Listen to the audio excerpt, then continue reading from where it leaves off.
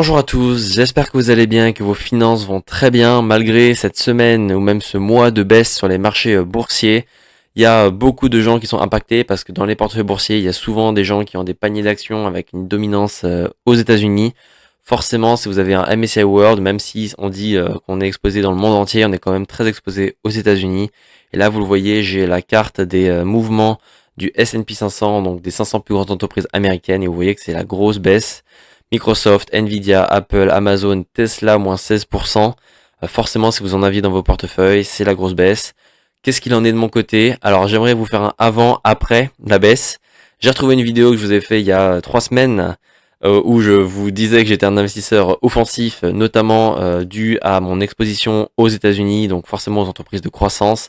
J'avais 85% d'exposition aux États-Unis, même un peu plus à l'époque, parce que j'ai diversifié un peu plus récemment, mais j'avais 90% quasiment d'exposition aux États-Unis, et donc j'avais 2208 € de plus-value estimée sur la totalité de mes portefeuilles boursiers, et aujourd'hui, quand on regarde ce que j'ai plus que 622 € de plus-value, donc on reste dans le vert, on reste dans le positif. J'ai commencé à investir il y a 1 an et demi, donc ça veut dire que 1 an et demi après, je suis toujours correct.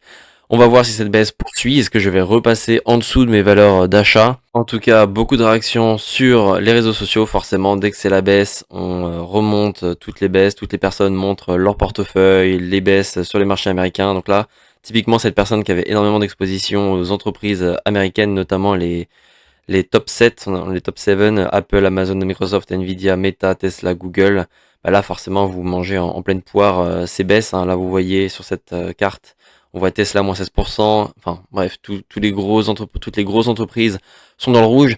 Mais j'ai envie de parler aussi pourquoi est-ce qu'elles sont dans le rouge? Parce que quand tout le monde vous dit d'investir dans le S&P 500, quand tout le monde vous dit d'investir dans le Nasdaq, et forcément, au bout d'un moment, on a des entreprises qui sont valorisées en bourse très cher. Ça veut dire que la valeur de leur action est hyper chère. Et donc, ça peut pas forcément marcher parce que la valeur d'une action est liée à son entreprise. Et donc, au bout d'un moment, les revenus d'une entreprise ne peuvent pas forcément suivre sa valeur boursière. Ou alors, c'est parce qu'il y a énormément d'attentes sur ces revenus. Mais au bout d'un moment, dès que les gens sentent qu'on arrive à un moment d'incertitude, ils se disent, c'est le moment de vendre. Je vais prendre mes bénéfices, puis on verra comment ça va se passer.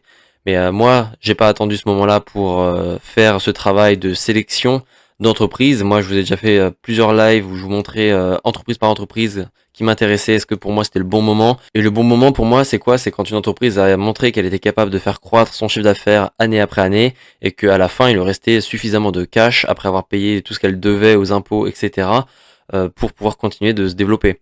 Et donc, forcément, quand on avait des entreprises, là, vous avez par exemple Google ici. Pour moi, je l'avais mis dans le vert à plusieurs moments parce que pour moi, elle était à un prix d'achat correcte, on va dire. Elle a eu des baisses, elle n'était pas en pleine croissance exponentielle, mais là, quand on regarde les Amazon, Nvidia, voilà, moi à l'époque, peut-être quand on était environ ici, j'avais mis que c'était du vert, et après on était tellement haut que j'avais marqué que c'était pour moi je me prononçais pas.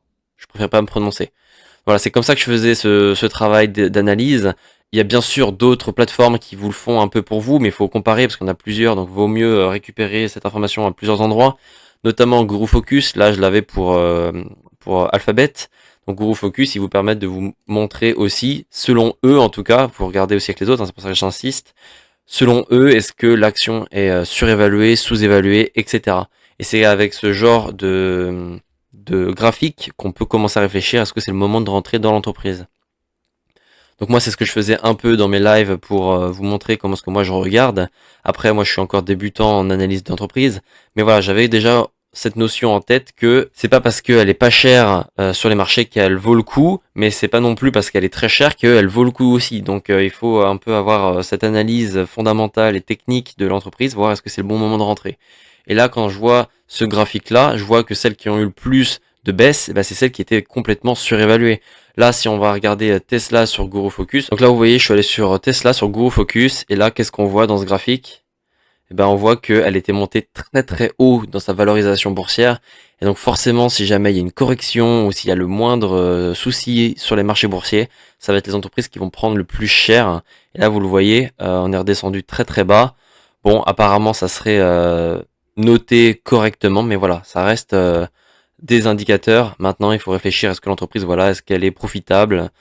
Voilà, il faut regarder plus d'informations. Mais en tout cas, il y a cette notion de est-ce que c'est le bon moment d'acheter l'entreprise qui est important parce que sinon, on risque de tomber très bas.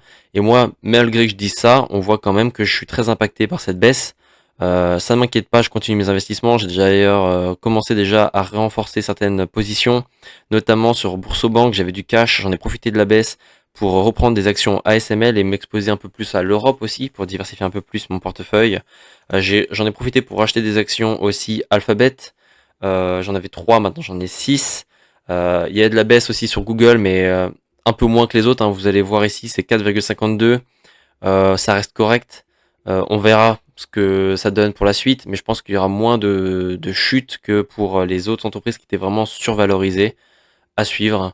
En tout cas, moi, ma stratégie change pas. J'ai toujours cette vision long terme. Quand on regarde court terme, là, vous voyez un mois, moins 11%. Mais quand on commence à prendre du recul, 3 mois, 6 mois, 1 an, 3 ans, 5 ans, et si on regarde en plus le max, vous voyez que toutes les crises, même le Covid, quand on regarde sur le très long terme, ça a l'air d'être rien du tout, en fait. Et limite, avec ce recul-là, vous vous dites, putain, si à l'époque du Covid, j'avais eu les balls, j'ai envie de le dire, les balls d'acheter à ce moment-là, et bah aujourd'hui, j'en serais très content. Et cette baisse d'aujourd'hui, ça aurait été absolument rien pour vous. Là, pour moi, j'ai commencé à investir il y a 1 an et demi, donc pour moi, c'est ma première grosse baisse. Hein, si on regarde à 3 ans, j'ai commencé environ en octobre 2023, donc je suis en bas de cette courbe. Et là, on commence vraiment à avoir une grosse baisse assez importante. Donc pour moi, c'est une bonne expérience. Je suis comme ça prêt à pouvoir tester mes émotions, voir comment je réagis. Mais au final, en voyant tout ça, malgré tout ce que les gens disent sur les réseaux sociaux, ça va pas m'empêcher de garder mon cap.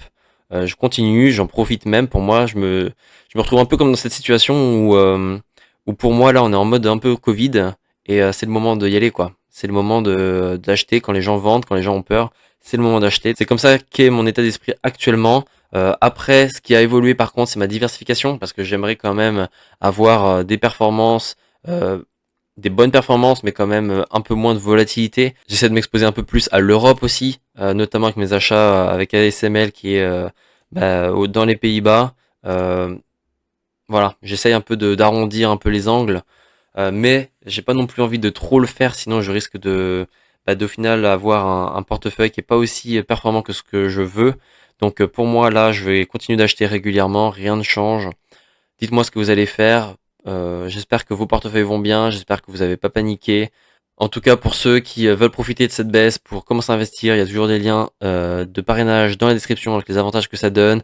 J'ai aussi un lien de parrainage sur Finery si vous voulez avoir aussi vos portefeuilles rassemblés en un endroit et d'avoir tous ces écrans de contrôle pour pouvoir suivre vos investissements. C'est très pratique. Voilà, j'espère que vous allez bien. Prenez soin de vous. On se dit à bientôt dans une prochaine vidéo.